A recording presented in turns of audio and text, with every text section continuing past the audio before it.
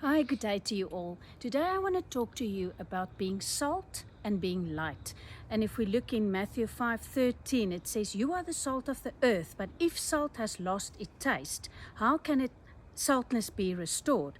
It is not good for anything and no longer but to be thrown out and trodden underfoot by men."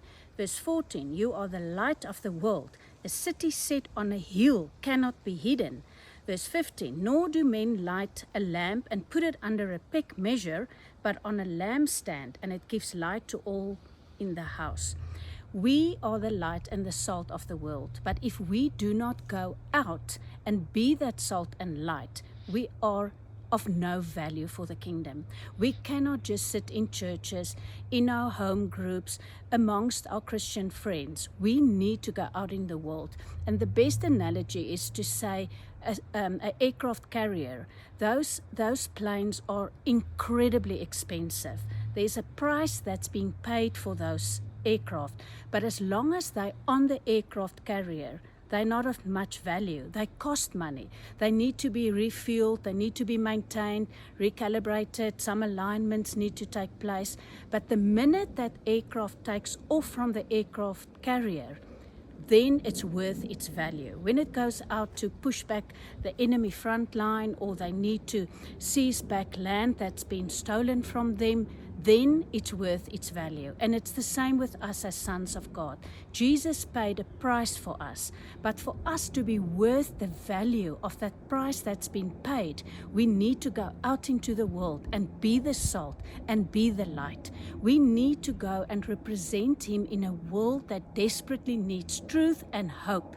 But only when we move out of our comfortable circles, then we can be that influence. And yes, we need to be in a church. We need to be around people. We need to surround ourselves with people that will motivate us, that lift us up. But once we are filled or maintained in the church or our groups, we need to go out and be the salt and the light. We need to go out intentional to bring change. We cannot go out into the world but not do anything. We need to talk to people. And we read in Colossians 4 that we behave yourselves wisely in your relations with those of the outside world, making the very most of the time and seizing the opportunity.